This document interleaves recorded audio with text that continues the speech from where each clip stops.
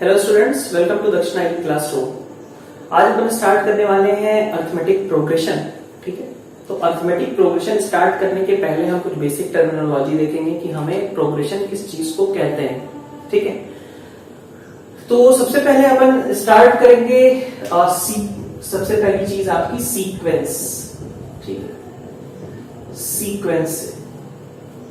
Sequence क्या होता है? सीक्वेंस होता है कि अगर हम कुछ नंबर्स किसी ऑर्डर में लिख दें, ठीक है, एक पर्टिकुलर ऑर्डर में हम कुछ नंबर्स लिख दें और वो नंबर्स किसी पैटर्न को फॉलो कर रहे हो। जैसे अगर मान लीजिए मैंने लिखना शुरू किया 1, 4, 9, 16 और मैं कहूं कि जैसा वो लॉजिकल रीजनिंग वाला क्वेश्चन होता है ना कि इसके जस्ट बाद क्या होगा, तो आप क्या सोचोगे?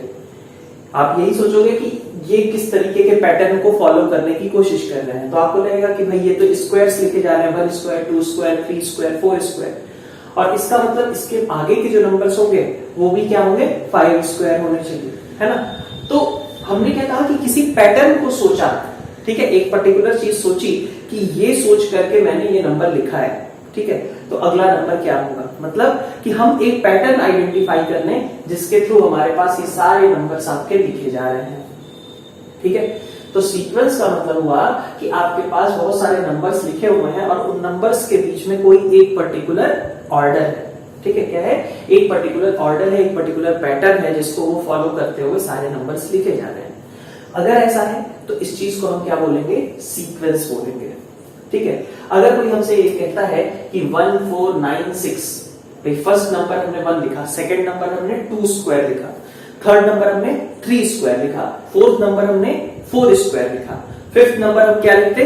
5 स्क्वायर, फिर लिखते 6 स्क्वायर। ऐसे करते हुए कोई कहता है कि आपके पास nth नंबर का जो टर्म होगा वहां पे क्या लिखा जाएगा? तो first number 1 square, second number is 2 square, third number is 3 square, fourth number is 4 square, तो nth नंबर आपका क्या हो जाता?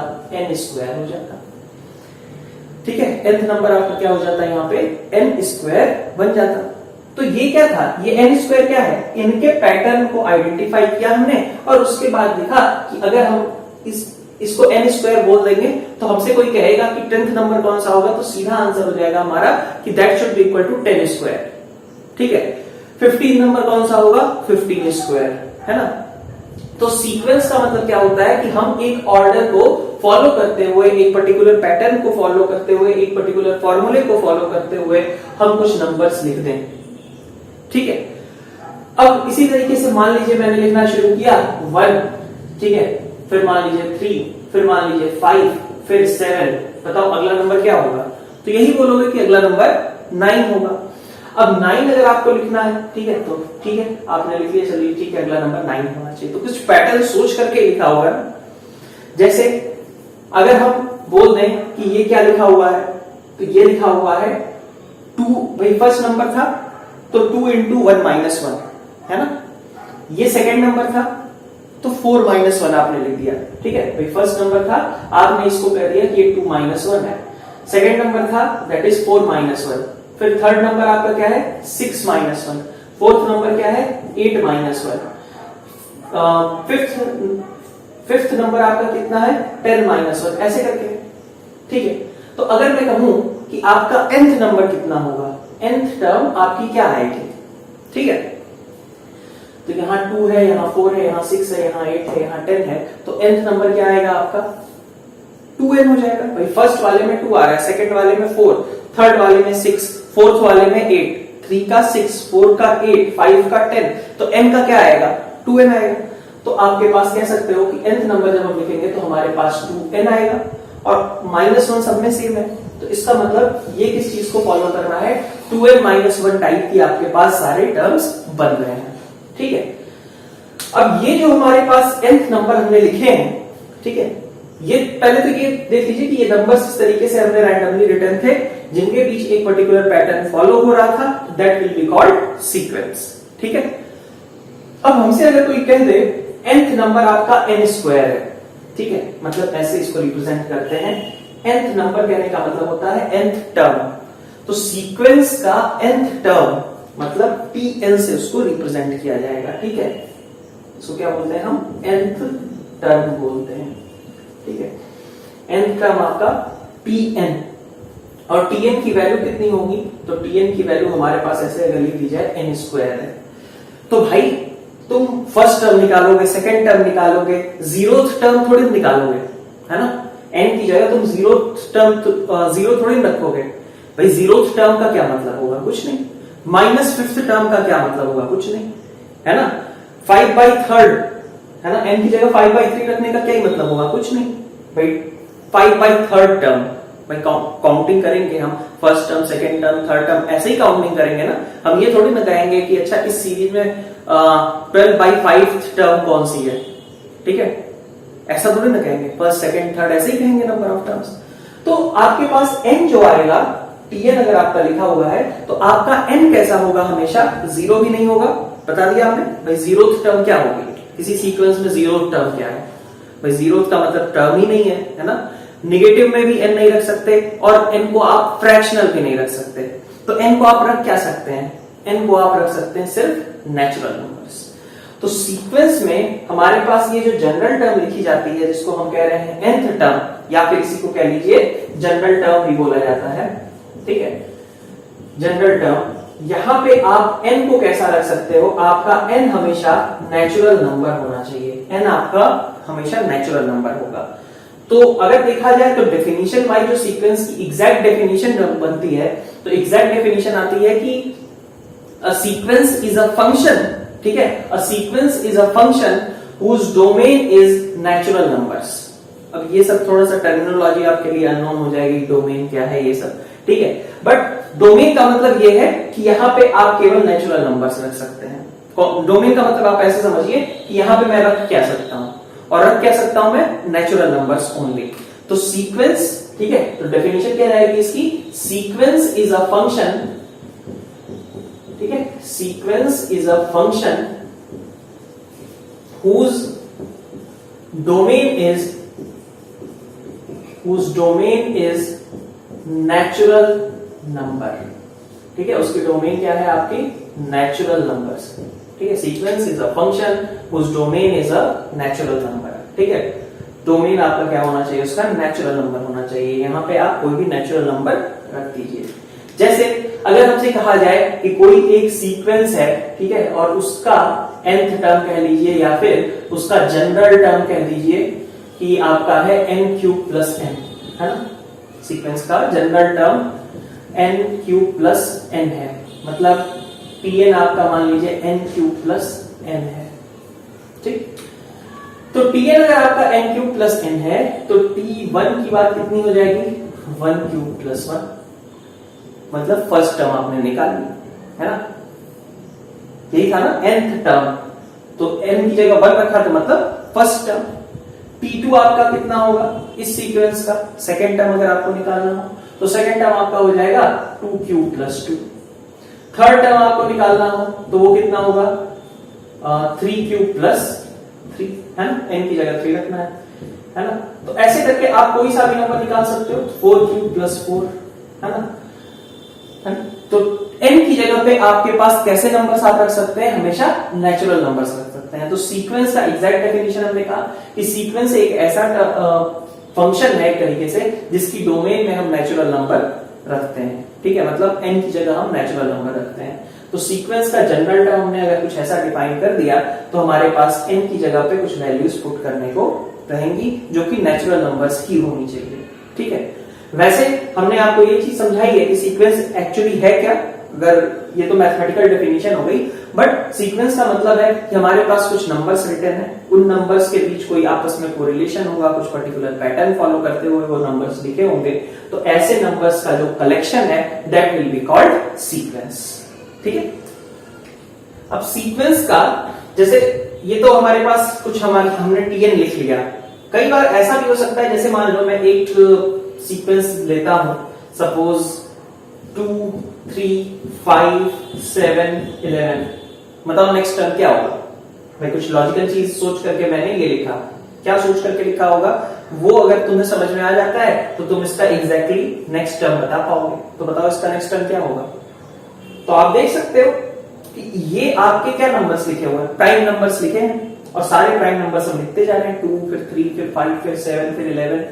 तो नेक्स्ट आपके पास क्या टर्म आनी चाहिए, 13 आनी चाहिए। तो अगर कोई कहता है कि नेक्स्ट टर्म क्या होगा, तो ऑब्वियसली इट विल बी 30। ये बात ठीक है, 13 आपका नंबर होना चाहिए था। लेकिन अगर कोई कहे कि भाई इसमें लॉजिक क्या है, तो आप ऑब्वियसली लॉजिक भी बता सकते हो कि हाँ हम प्राइम नंबर्स लिख रहे हैं ऑर्डर में, ठीक है, सारे प्राइम नंबर्स को हम ऐसे ही लिखते जा रहे हैं, ये भी ठीक था लॉजिक। लेकिन अगर कोई ये कहता है कि इसको Tn के फॉर्म में रिप्रेजेंट करो, ऐसे कुछ n के टर्म्स में कुछ ऐसा रिप्रेजेंट कर दो जिसमें हम n इक्वल टू 1 रखें तो 2 मिल जाए फर्स्ट टर्म, सेकेंड टर्म 3 मिल जाए, third term 5, fourth term 7, fifth term 11, six term 30, ऐसा करके कोई ऐसा ही फॉर्मूला बना लो एक तरीके से जिसमें हम n की वैल्यू पुट करते जाएं और हमारे पास रिजल्ट्स मिलते जाएं।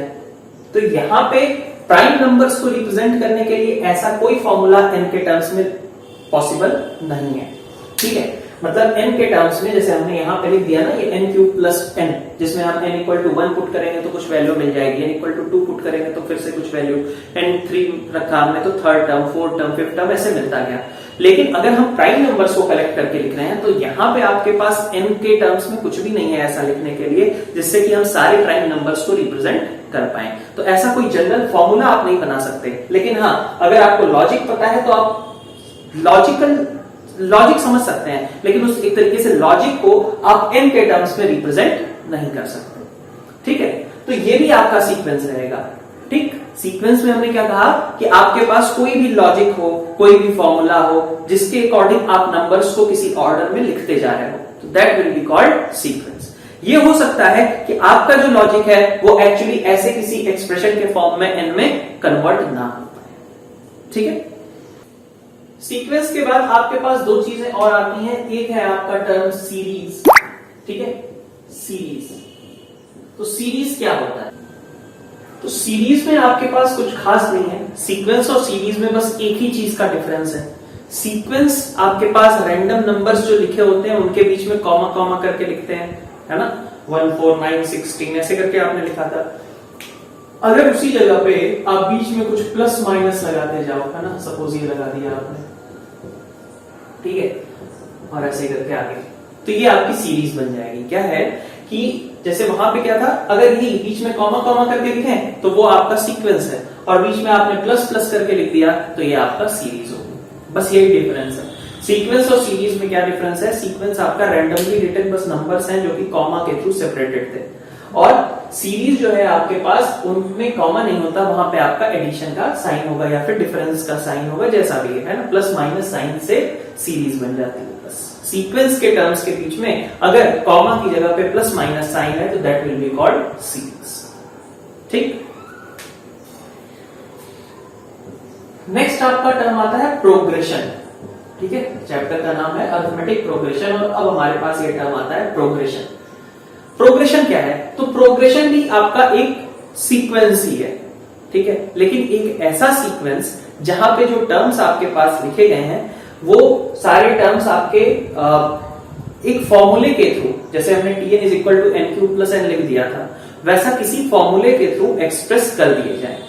जैसे कि प्रोग्रेशन का मतलब क्या हुआ कि सीक्वेंस और प्रोग्रेशन में बस यही डिफरेंस है कि आपका जो टर्म है सीक्वेंस में वो रैंडमली रिटन होता था, ठीक है, उसको कोई जरूरत नहीं थी, सिर्फ हमने कह दिया, लॉजिक सोच लिया कि हमने प्राइम नंबर लिखने हैं तो बस हमने लिख लिए सारे प्राइम नंबर्स, उसके अकॉर्डिंग ही हमने बना लिया।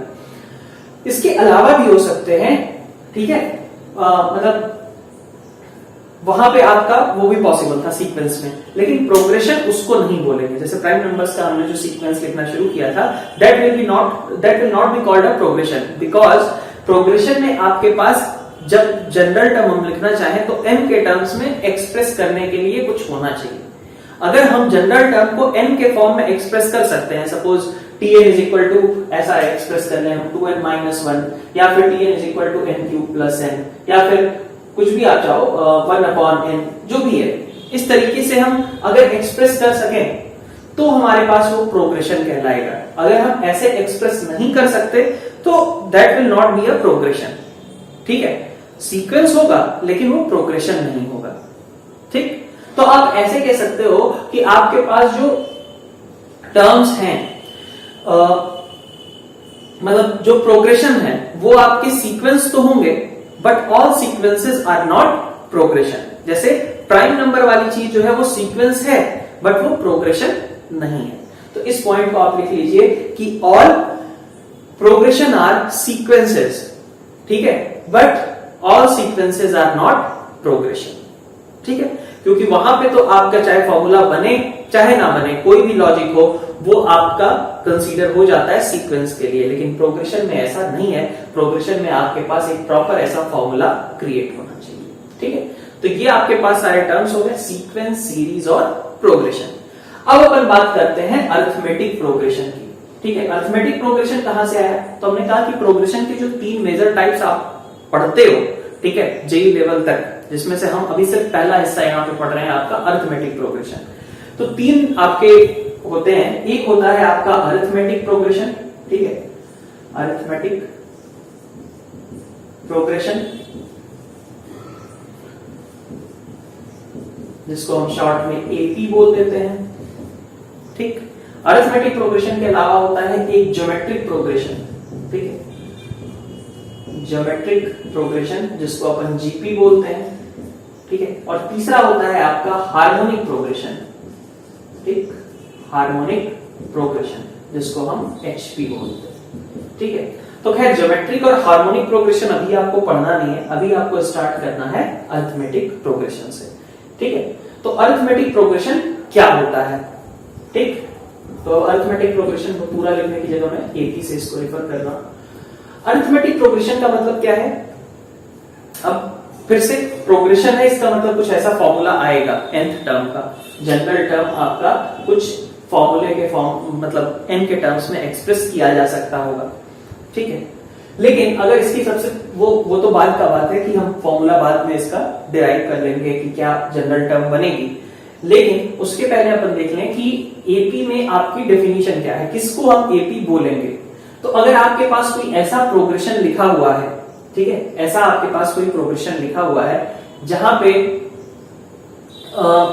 जो 2 कॉन्जिक्यूटिव टर्म्स हैं, 2 कॉन्जिक्यूटिव मतलब first and second term and third term and fourth term, इनके बीच का जो डिफरेंस है वो आपका हमेशा सेम रहे, ठीक। एपी किसको बोलेंगे? जब आपके पास जैसे मान लीजिए ये फर्स्ट टर्म लिखी है, सेकेंड टर्म लिखी है, ये थर्ड टर्म लिखी है, फोर्थ टर्म लिखी है, फिफ्थ टर्म लिखी है एंड सो ऑन, ऐसे करके आपके पास टर्म्स लिखी हुई है।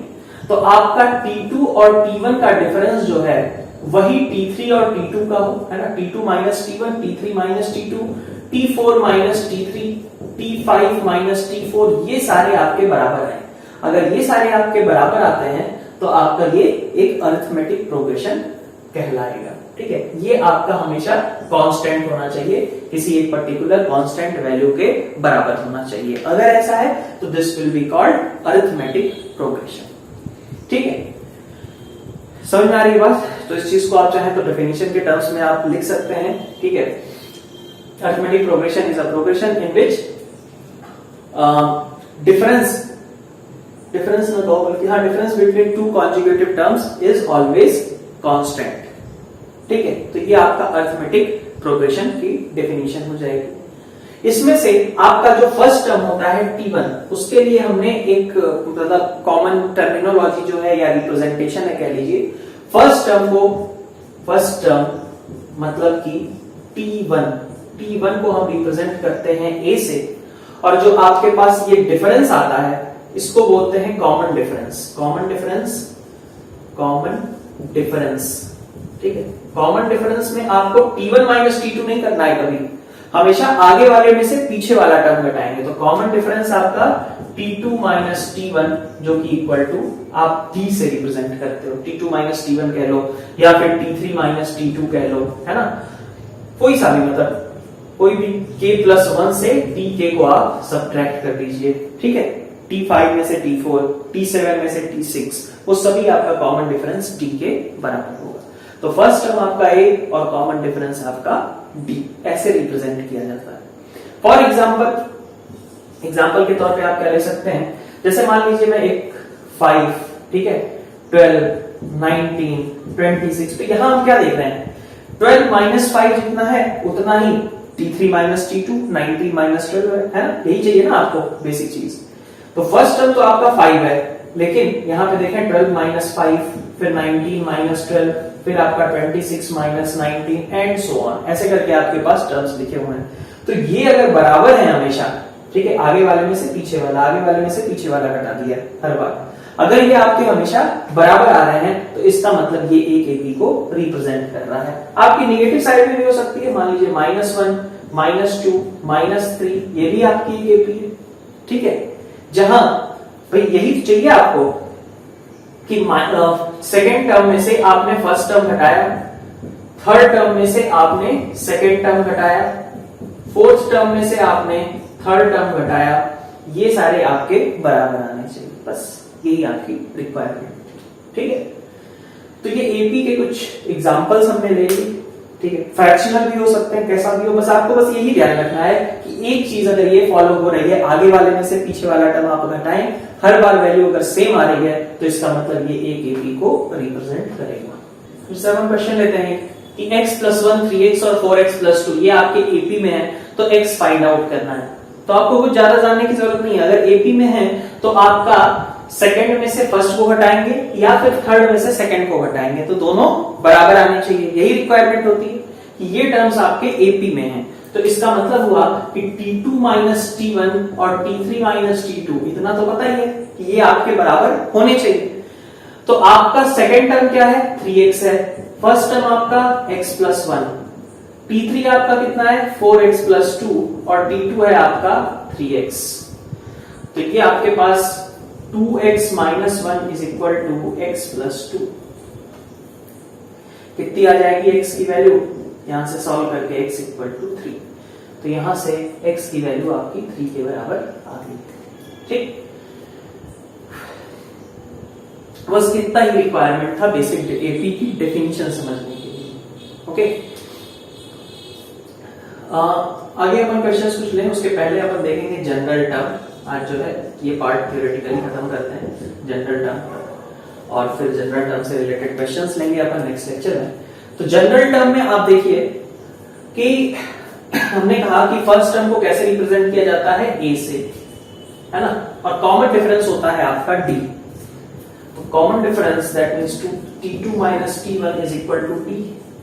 इसका मतलब T2 की वैल्यू कितनी होगी, T1 में आप कॉमन डिफरेंस ऐड कर दीजिए, मतलब a + d। T3 minus T2 = d, है ना, इसलिए T3 का मतलब कितना हुआ, आप T2 में d ऐड कर दीजिए, है ना। तो यही करोगे, फर्स्ट टर्म में कॉमन डिफरेंस जोड़ा, T2 मिल गया, फिर उसमें कॉमन डिफरेंस जोड़ा, T3 मिल गया। T4 आप लिखें, कितना आएगा, a + 3d, क्योंकि इसमें आप d जोड़ देंगे। तो इस पैटर्न को आप ऑब्जर्व करोगे तो एक तरीके से T1 आपका क्या है, आप लिख सकते हो a + 0 × d, लिख सकते हो। T2 आप a + 1 × d, T3 a + 2 × d, T4 a + 3 × d। मतलब ध्यान रखो क्या हो रहा है, जब यहाँ 1 है तो यहाँ 0 है, 2 है तो यहाँ पे d के साथ 1 है, 3 है तो यहाँ 2 है, 4 है तो 3 है, तो n अगर होगा तो कितना होना चाहिए, n - 1। भाई अगर हमसे यहां से इस पैटर्न को ऑब्जर्व करते हुए कोई कहे कि T15 लिखो, तो क्या लिखोगे, 4 था 3, 3 पे 2, 2 पे 1, 1 पे 0, तो 15 पे कितना होना चाहिए, 14 होना चाहिए। तो T15 आपका कितना हो जाएगा, a + 14d के बराबर। इसी तरीके से अगर हम कहें कि 15 की जगह हम n लिख दें तो क्या होगा, तो a तो हर जगह आ ही रहा है, a तो आएगा ही आएगा, यहां पे 15 था तो 14 लिख दिया, तो n अगर होगा तो n - 1 लिख दो, a + n - 1 × d, ये आपका जनरल टर्म हो जाएगा, ठीक है।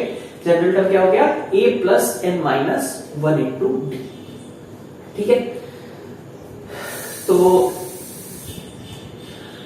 आपको यहां से अगर आपके पास फर्स्ट टर्म दे दी जाए, सपोज आपसे कह दिया जाए कि एपी का फर्स्ट टर्म, ठीक है, मतलब a आपका -5 है, कॉमन डिफरेंस दे दिया जाए आपका 2/3 है, ठीक। तो आपको निकालना है suppose 10th term of this AP, तो T10 है ना, यही निकालना है, मतलब n की जगह हम क्या रख दें, भाई 10th टर्म मतलब T10, n की जगह 10 रख दें, तो a + 10 - 1 × d, तो यहाँ पे a आपका -5 है, 10 माइनस 1 9 इंटू डी मतलब 2/3, तो वैल्यू कितनी हो जाएगी यहाँ पे आपकी 1 के बराबर हो जाएगी। ठीक है, तो फर्स्ट टर्म और कॉमन डिफरेंस अगर आपको पता है तो आप वहां से कोई सा भी टर्म निकाल सकते हैं, कोई सा भी मतलब nth नंबर का टर्म आप फाइंड आउट कर सकते हो। ठीक है, तो आपके पास बेसिकली ए पता होना चाहिए। ठीक है, आपके पास इसमें देखें तो तीन चीजें हैं, ए एन और डी, तीन चीजें हैं। इनमें से अगर आपके पास मतलब ए एन और डी तीनों पता है तो आप nth टर्म निकाल सकते हो। ठीक है, अगर आपको टर्म पता है, ए पता है, डी पता है तो एन निकाल सकते हो। भाई टोटल चार चीजें टी एन, ए एन और डी। nth टर्म ए एक वेरिएबल है, एक एन है और एक आपका डी है। तो इन चार में से कोई तीन आपको पता रहेगी तो चौथी चीज आप फाइंड आउट कर सकते हो। ठीक है, तो आइए स्टार्ट करते हैं कुछ क्वेश्चंस इससे रिलेटेड।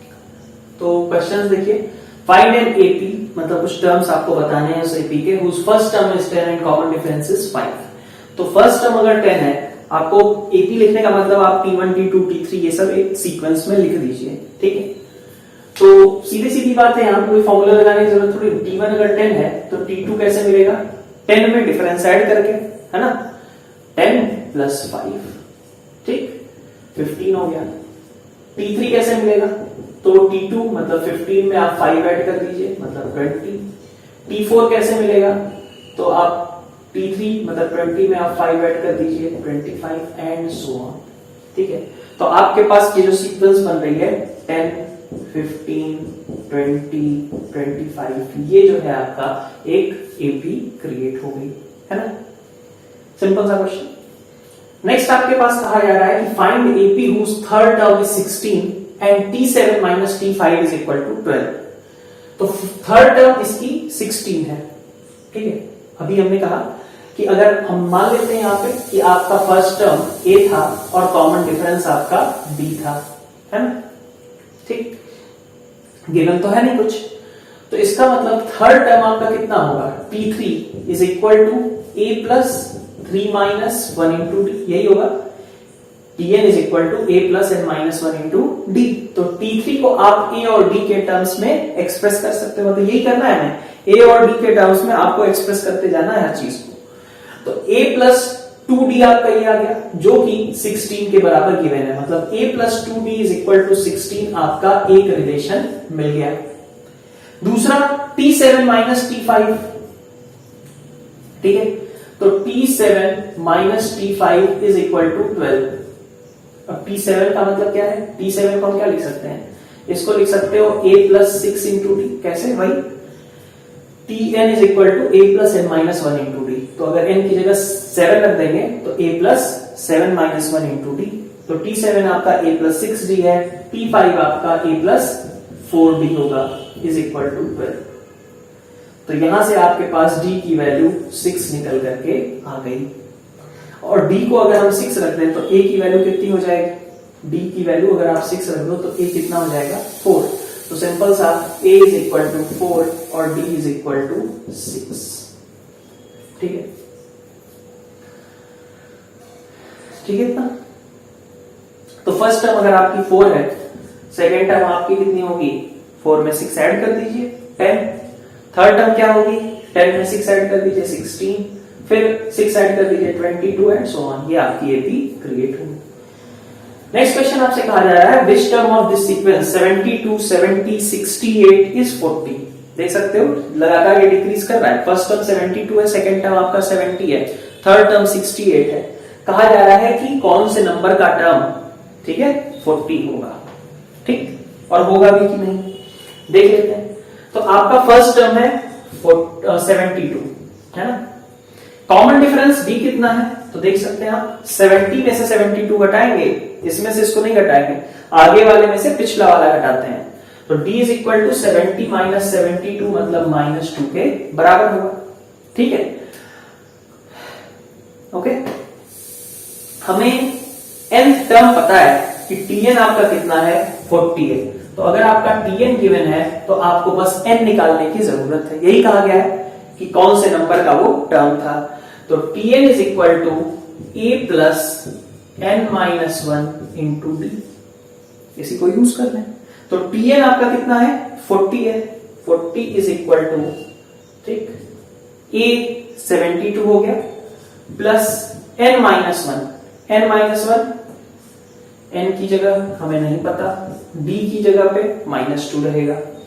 ठीक है, इक्वेशन को सॉल्व कर लें तो 28 है ना डिवाइडेड बाई -2, सॉरी -28 नहीं है, -32 है ना, 40 में से 72 गया, -32 divided by -2 is equal to n minus 1। तो n माइनस 1 आपका कितना आ गया 16, और इसलिए n की वैल्यू कितनी होगी 17 के बराबर।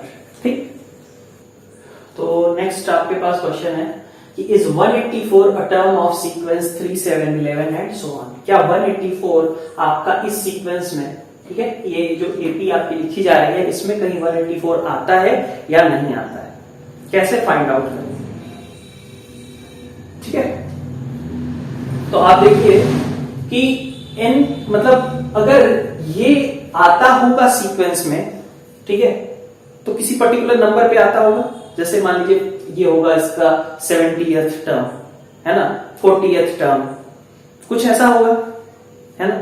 तो 184 को अगर आना है तो हम कह सकते हैं कि भाई ये सीक्वेंस में आपको a पता है, इस सीक्वेंस का आपको कॉमन डिफरेंस d पता है। अगर 184 किसी पर्टिकुलर n के लिए अपीयर हो गया तो इसका मतलब वो टर्म क्रिएट होगी, 184 आएगा। और अगर n नहीं मिला तो वो टर्म क्रिएट नहीं होगी।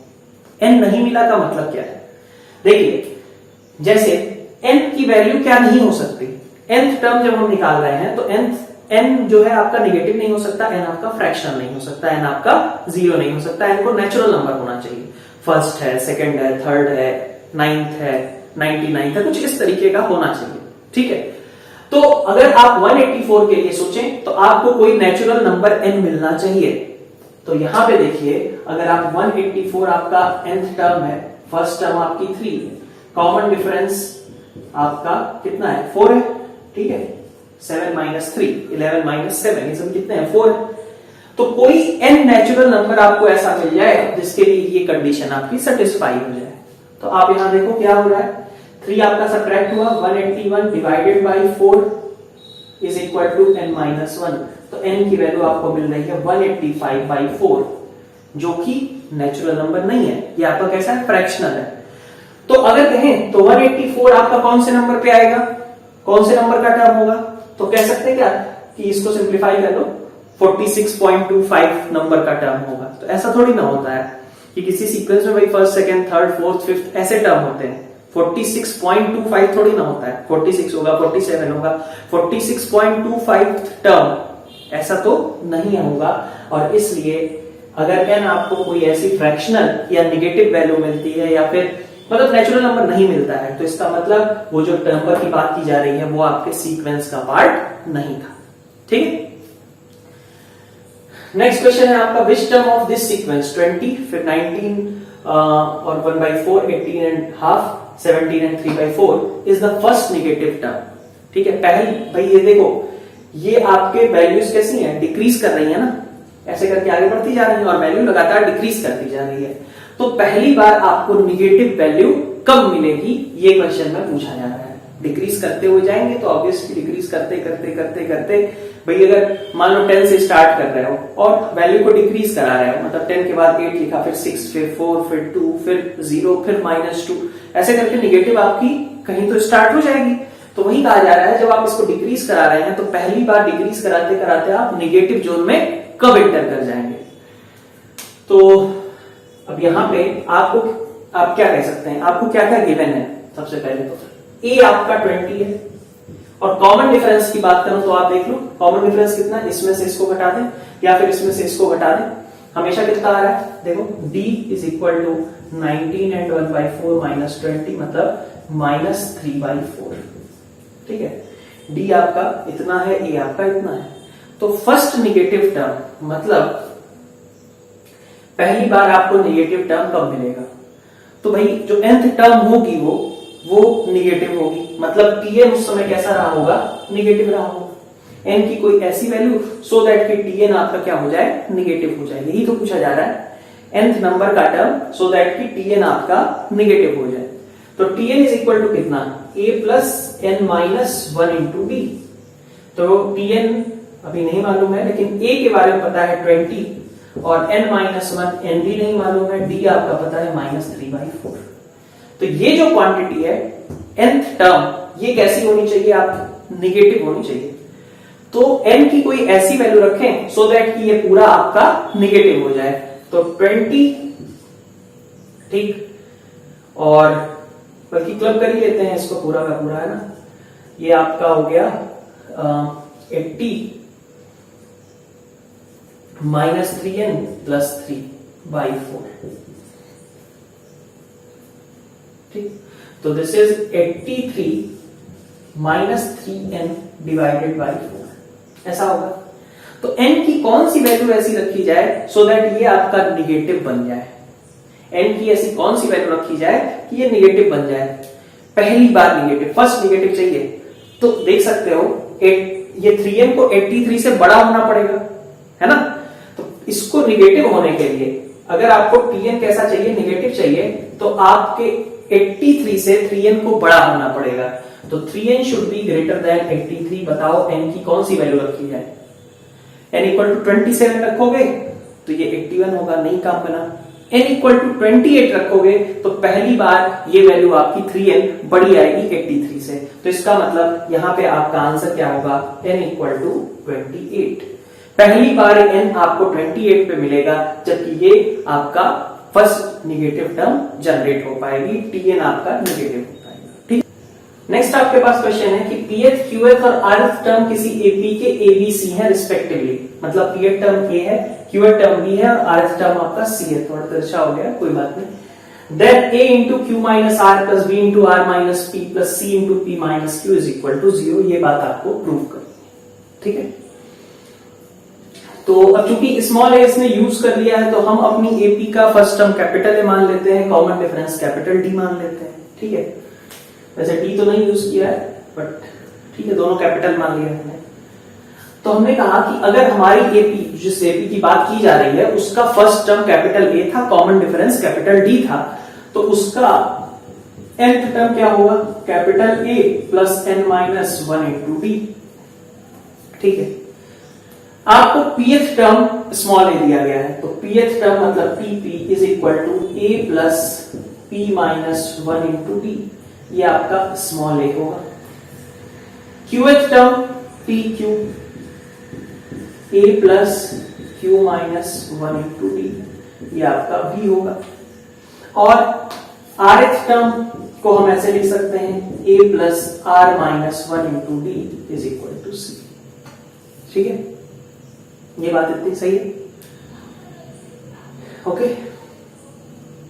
अब हमें प्रूफ करना है कि A × Q - R, B × R - P और C × P - Q ये आपका 0 के बराबर सम आना चाहिए। तो हमने कहा A × Q - R का मतलब क्या होगा, A × Q - R, A की जगह हम ये लिख सकते हैं, तो हमने लिख दिया A की जगह पे A + P - 1 × D, ठीक, और साथ में लगा दिया Q - R, ये टर्म हुई। ऐसे ही B × R - P लिखने की जगह पे अपन लिख सकते हैं, B की जगह पे आप क्या लिख दोगे, A + Q - 1 × D और × R - P। फिर तीसरा है आपका C × P - Q, तो C की जगह पे आप क्या लिखोगे, A + r - 1 × D और × P - Q, ठीक। अब आप इसे ओपन कर लीजिए, ठीक है। तो ओपन करेंगे तो आपको क्या मिलेगा, मतलब तीनों को ऐड करते हुए ओपन कर रहा हूं मैं। तो यहां देखिए A के साथ Q - R है, यहाँ A के साथ R - P और यहाँ पे A के साथ P - Q। तो जब आप तीनों को ऐड करोगे तो बन गया ये A × Q - R + A × R - P + A × P - Q, ठीक, प्लस ये देखिए P - 1 × D × Q - R, Q - 1 × D × R - P, R - 1 × D × P - Q। तो D को अगर अलग निकाल लें तो P - 1 × Q - R, Q - 1 × R - P और R - 1 × P - Q। r minus 1 into p minus q। ये सब आपका अगर ओपन करो तो देखो यहाँ पे सारे टर्म्स कट जाएंगे और यहाँ पे भी आप ओपन करके देख लीजिए सारे टर्म्स कट जाएंगे। इसका मतलब आपका सम 0 के बराबर आ जाएगा। तो क्या करना था आपको, ए बी सी को किसी एक ऐसे टर्म में रिप्रेजेंट कर लें जिसमें ए भी हो जाए, बी भी हो जाए और सी भी हो जाए। पी क्यू आर को यूज करते हुए हमने इस एपी के टर्म में लिख लिया, जिसका फर्स्ट टर्म हमने मान लिया कैपिटल ए को और common difference capital D consider कर लिया है। तो आज का लेक्चर अपन यहीं पे एंड करते हैं। नेक्स्ट लेक्चर में हम nth टर्म से रिलेटेड पहले कुछ क्वेश्चंस लेंगे और उसके बाद फिर अपन स्टार्ट करेंगे समेशन के बारे में कि सम ऑफ दोज n टर्म्स कितना होगा। ठीक है, तो मिलते हैं नेक्स्ट लेक्चर में। Thank you.